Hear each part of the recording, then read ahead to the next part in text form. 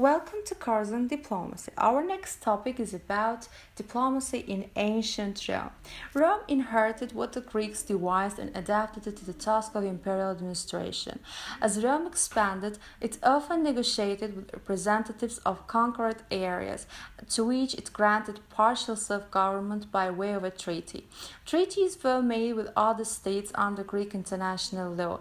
During the Roman Republic, the Senate conducted foreign policy, though a department for foreign affairs was established. Later, under the empire, the emperor was the ultimate decision maker in foreign affairs. Envoys were received with the ceremony and magnificence, and they and their aides were granted immunity. Official, Latin plural facials, was a type of priest in ancient Rome. They formed a collegium. Official was a member of priestly board in ancient Rome, responsible for overseeing diplomatic negotiations. The duties of the facials included advising the Senate on foreign affairs and international treaties, making formal proclamations of peace and of war, confirming treaties, carrying out the functions of heralds or ambassadors, pater patratus. According to Book 1 of Livy's History of Rome, after Rome had been injured by another state, 4 officials were sent out to seek redress. One member, the Verbonarius, carried herbs gathered from the oaks on the Capitoline Hill. Another member, called the Pater Patratus, served as the group's representative. Upon reaching the border of the offending state, the Pater Patratus first announced his mission and addressed a prayer to Jupiter, in which he affirmed the justness of his errand. Crossing the border, he repeated the same from several times. If after 7 days, some sources give 33, no satisfaction was given, the Pater Patratus harshly denounced the offending state and returned to Rome, where he reported to the Senate. If Rome decided to wage war, the Pater Patratus returned to the border, pronounced a declaration of war, and hurled across the boundary either a regular spear or a special stake sharpened and hardened in a fire. This ritual was supposed to keep Rome from waging an unjust or aggressive war. If, however, the hostile country was far away, the spear soon came to be cast upon a piece of land in front of the temple of Bellona in Rome. By a legal fiction, that land was treated as belonging to the enemy. Thus, the ritual limitations were overcome by such legal fictions, and the state entered into any wars that were seen to be to its advantage. When treaties were concluded, the Verbonarius and the Pater Patratus were sent to the other nation. After reading the treaty aloud, they pronounced a curse on Rome should that state be first to break it. The ceremony was concluded by killing a pig with a flint implement.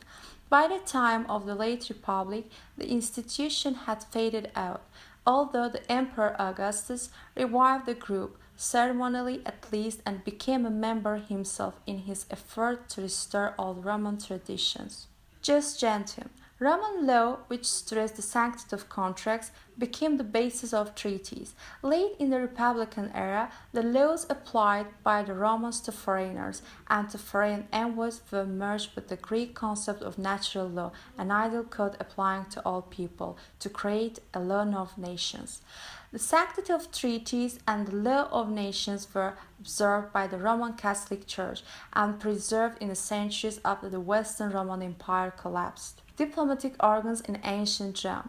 Embassies in Rome was called legationes, and ambassadors were called legati, orators, caducators. Embassies in ancient Rome consist of at least 3 persons up to 6. Each embassy owned head of embassy, princeps legationis. After termination of his functions, ambassadors made a short report about their functions to the Senate, legationem referre and notari. Embassies accredited to Rome divided into 2 groups: embassies in which Rome had friendly relations, embassies in which Rome had normal relations. Roman envoys were sent abroad with written instructions from their government. Sometimes a messenger or nuncius was sent, usually to towns. For larger responsibilities, a legatio embassy of 10 or 12 legati ambassadors was organized under a president. The legatee, who were leading citizens chosen for their skill at oratory, were inviolable. Rome also created sophisticated archives, which were staffed by trained archivists.